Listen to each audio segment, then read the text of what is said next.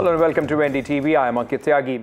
Doctors have withdrawn their hunger strike in Kolkata. The fast unto death has now been called off after 16 days. This happened after junior doctors met West Bengal Chief Minister Mamata Banerjee once again regarding the Arjikar rape and murder case, where they reiterated their 10-point demands.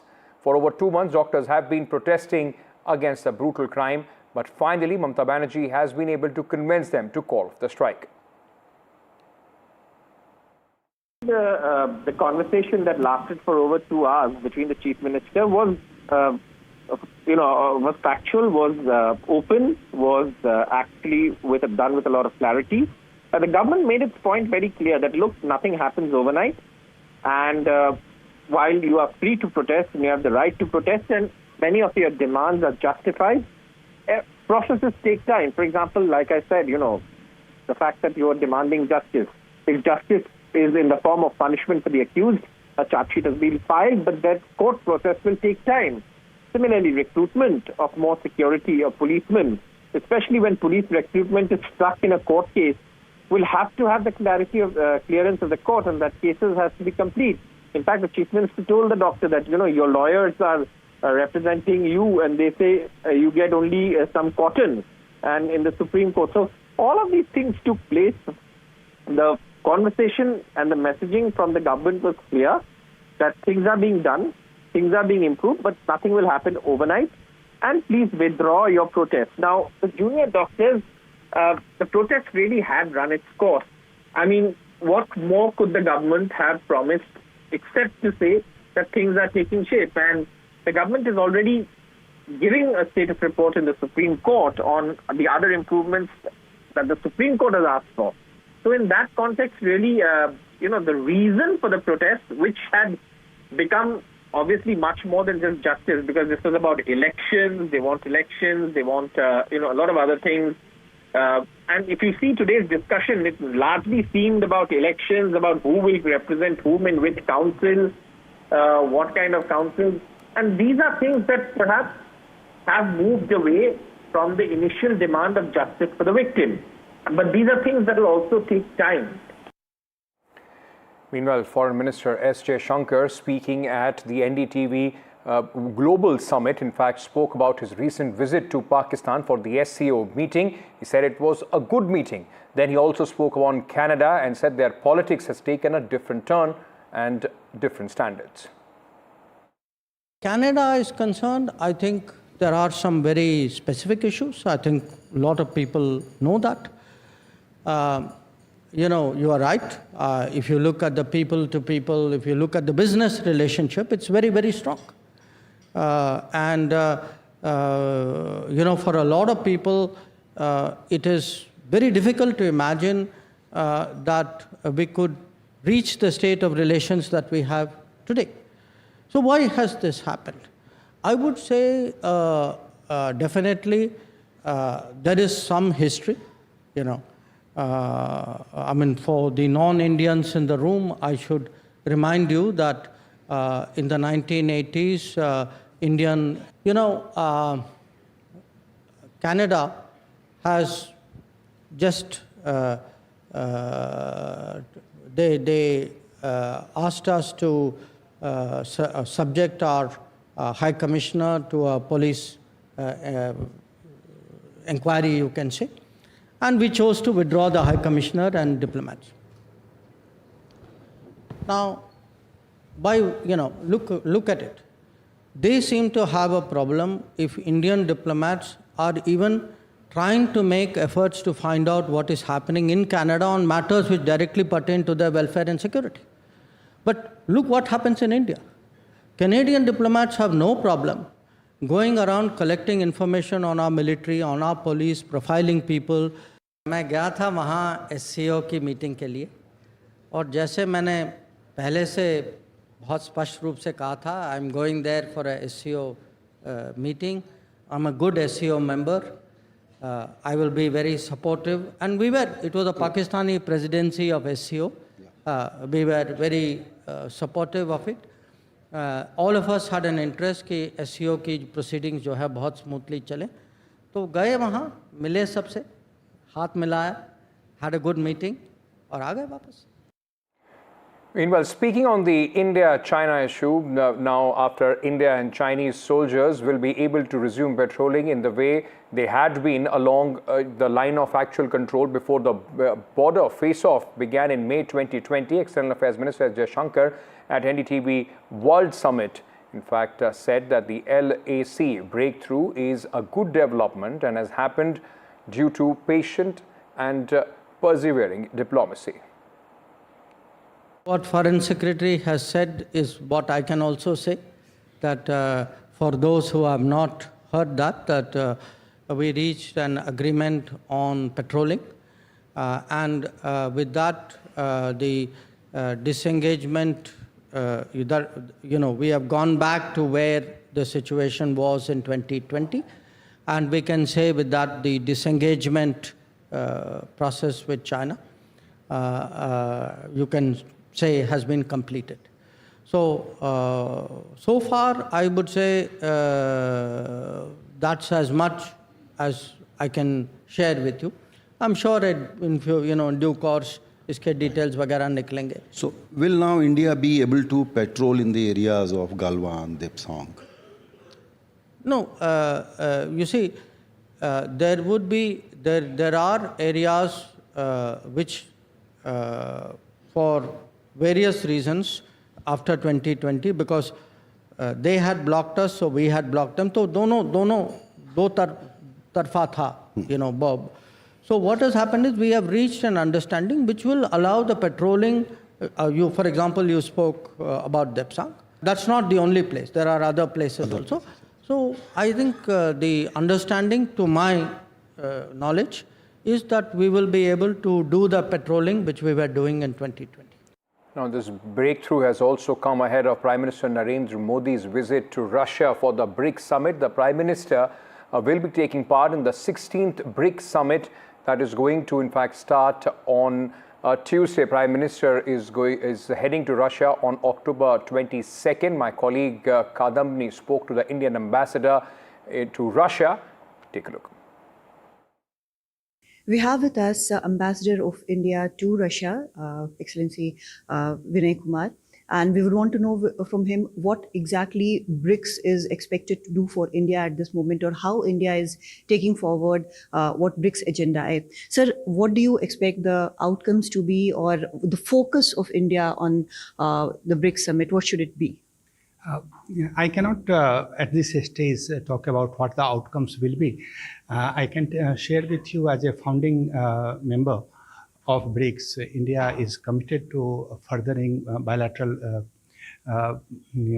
relations with all BRICS countries, and also cooperation within the framework of BRICS, particularly for economic cooperation, reforming multilateral institutions, promoting multipolarity in the world, and also address the contemporary issues that we are faced. That is inclusive development, digital inclusion, financial inclusion, increasing the representation of Global South in various international decision-making organs.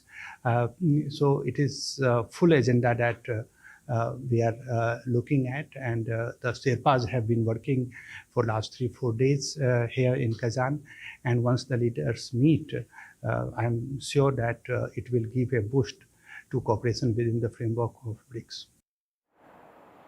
Meanwhile, now just a month to go for Maharashtra elections, and an impasse in the opposition Mahavikas Aghadi alliance over the seat sharing. The past few days have seen meetings after meetings among the three parties to finalize the seats among themselves, with speculation doing the rounds that the Congress and the Shiv Sena are not on the same page.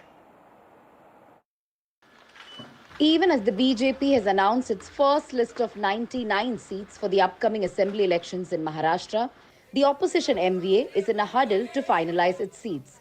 As per sources, while there is a consensus on 260 seats, over 20 seats are still under dispute, 12 of which are in Vidarbha, to which both Congress and UBT Sena are staking claim. As per sources, constituencies in Vidarbha such as Gadchiroli, Bhandara, Armori, Chimur and Ramtek are under dispute. South Nagpur and Nasik West are also a point of friction between Congress and UBT Sena. To resolve this standoff, Maharashtra Congress leaders are in Delhi to meet the High Command. They've raised concerns over Shiv Sena's unwillingness to concede these seats. 96 जगह पे हमने screening की है और कुछ सीटों के बारे में आज चर्चा हुई है और 25 तारीख को और स्क्रीनिंग कमेटी का एक मीटिंग होगा और उसी दिन सीएससी का भी मीटिंग होगा और उस दिन सब फाइनल यहाँ पे किया जाएगा। कल शरद पवार साहब से, उद्धव ठाकरे साहब से, हमारी तरफ से बाला साहब थोराट जी जाएंगे, उनसे बात करेंगे। जो बातें यहाँ पे हुई है उसके बारे में चर्चा हो चुकी है।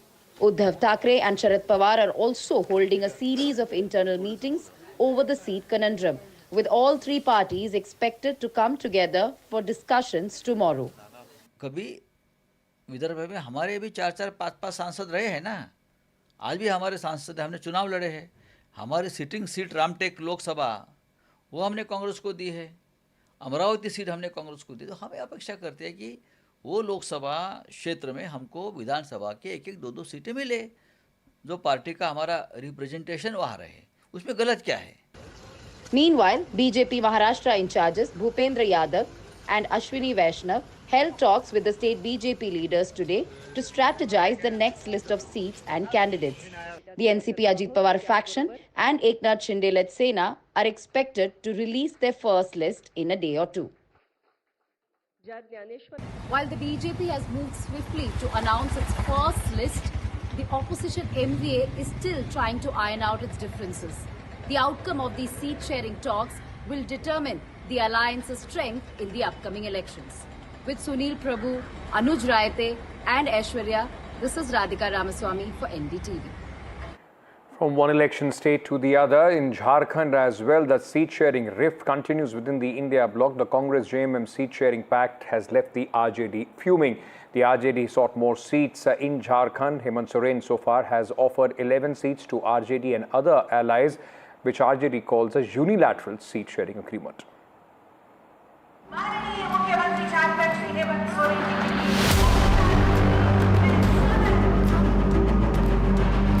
Political deadlock in Jharkhand continues. RJD continues acting tough, demanding more seats in the India alliance in the coming assembly polls.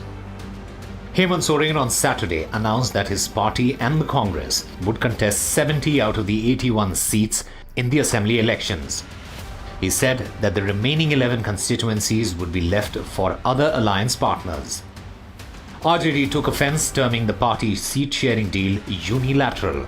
The party is demanding at least 12 to 13 seats. This even though in 2019 RJD won only 1 out of the 7 seats it fought as part of the India bloc. Monday was the deadline given by RJD to settle the numbers demand, or else the party would go solo in Jharkhand. ये हर एक party की अपनी महत्वाकांक्षा होती है। सभी लोग चाहते हैं कि उनकी पार्टी को मैक्सिमम सीट्स मिले और कार्यकर्ताओं का भी डिमांड होता है। ऐसे में टिकट बंटवारे के समय में थोड़ा बहुत इस तरह से बातचीत थोड़ी बहुत होती है, लेकिन इंडिया गठबंधन का एक ही लक्ष्य है कि मैक्सिमम सीट्स हम कैसे निकालें, कैसे ऐसे कैंडिडेट को चुना जाए जो कि जीत का सबसे ज़्यादा भरोसा दिला सके, और इसीलिए ये तमाम कवायद की जाती है। वो किस पार्टी से हैं वो तो बात की बात होती है। NDA seems to be on a better footing with the tie-up done with AJSU and LJP. Jharkhand BJP in charge Shivraj Singh Chauhan took a dig at the India bloc over seat sharing. Jharkhand में हमारे गठबंधन के साथियों के साथ seat sharing का काम भी हमने पूरा कर लिया। हम आजसू के साथ, जदयू के साथ, लोक जनशक्ति पार्टी के साथ मिलकर लड़ रहे हैं। सीटों का बंटवारा भी हो गया। तो जिन लोगों में ना तो वैचारिक समानता है ना जनता का हित, वो तो ऐसे ही लड़ते फिरते रहेंगे। Though Shivraj's co-in-charge of Jharkhand Himanta Biswa Sarma hinted at some dissonance over seats within the BJP. थोड़े बहुत इतना बड़ा पार्टी है, कुछ असंतुष्टि स्वाभाविक है, और जिसका मन में भी कुछ खेद है, दुख है, हम वो लोग से बात कर ले. As the NDA has already announced its candidates, the pressure is upon the India Alliance parties to diffuse the situation, finalize the seats, announce the candidates, and launch an all-out campaign. With Harivansh in Ranchi, in Patna, Prabhakar Kumar for NDTV. After nearly 100 flights received bomb threats in 7 days since October 14, Union Civil Aviation Minister Ram Mohan Naidu has said safety is government's top priority and rules are being amended to put people who make such calls on no-fly list. Making such threats will also be made a cognizable offence with provisions for punishment and fines. From the ministry, we have thought of some legislative action also, if it is required, which direction should be moved in. So one of the idea that we want to propagate by changing these rules is, once we catch hold of the perpetrator who is behind this, we want to put them in the no-fly list. And with that idea or with that thought process, we are trying to amend the aircraft security rules, which is already there.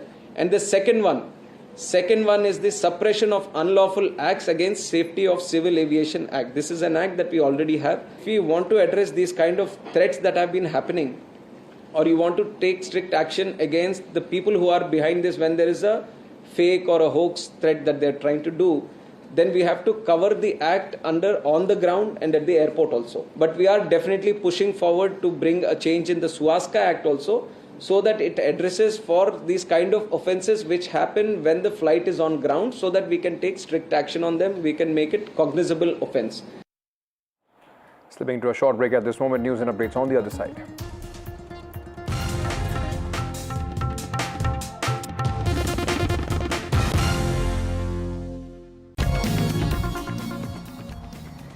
At the NDTV World Summit 2024, NDTV World was launched by Prime Minister Narendra Modi. The new home for global news, NDTV World, is the one-stop shop for global headlines. The summit, in fact, was centered around the India century and diplomacy redefined. Take a look at best of NDTV World Summit. दुनिया का वर्तमान और भविष्य AI से जुड़ा हुआ है, लेकिन भारत के पास डबल AI पावर की एडवांटेज है. और आपके मन में सवाल होगा कि दुनिया पास एक ही AI है, ये मोदी के पास डबल AI कहां से आ गई? दुनिया की नजरों में एक ही AI है, वो है आर्टिफिशियल इंटेलिजेंस. लेकिन हमारे पास वो तो है ही, दूसरी AI है एस्पिरेशनल इंडिया. जब एस्पिरेशनल इंडिया और आर्टिफिशियल इंटेलिजेंस की ताकत मिलती है, तब विकास की गति भी तेज होनी स्वाभाविक है. I am telling you, we heard our Honorable Prime Minister this morning, this country's future is resting on digital infrastructure. Yes. The wonderful DPI that the Prime Minister spoke about today is truly a gift to every citizen of this nation, and hopefully that can be lifted and shifted to Africa and other developing countries. UPI, direct benefit transfers, Aadhaar-based identification, all this is creating wonderful magic. Just imagine these phones in the hands of villagers who are connected to the world now on high-speed data, paying a very small amount of money. You asked me about Prime Minister Modi and his historic third term. Why do you call it India's century? For many reasons. India has the largest population now in the world, 1.45 billion. It's growing. It's projected to reach something like 1.6 billion. That's right. India has a booming economy. Every measure, yes, this is India's century. But by one measure you stand out, and that is leadership. India's leadership. And trust in that leadership. Not just Indians trusting India's leadership, but the global South especially trusting India's leadership. Prime Minister Modi made a very powerful speech. I remember he was talking about the relationship between Britain and India and the importance of our collaboration. And he had this great riff on tea, movies and finance. And it was Brooke Bond, James Bond, Rupee Bond. And I remember that. I thought it was a very snappy soundbite. But it was a great occasion. It was great to welcome him. And I think it really did sort of cement what I've been trying to do since 2005, which is to say that India and the UK should have a special partnership. Prime Minister is going to Russia tomorrow, so timely question, thank you. Look, I put it to you very simply. If you look at our history with Russia after independence, I can say, and with fear of contradiction from anybody in this room, that Russia has never done anything to impact our interests negatively. Okay? It's a big statement to make, because there are, among the major countries, there are not many countries about whom you can say this. Now, today, Russia's situation is different. I think Russia's relationship with the West has obviously broken down. So you have a Russia which is turning much more towards Asia. So we have to ask ourselves, if Russia is looking more at Asia, should Russia not have multiple options in Asia? Should we, as an Asian country, not take, what is good for us in national interest?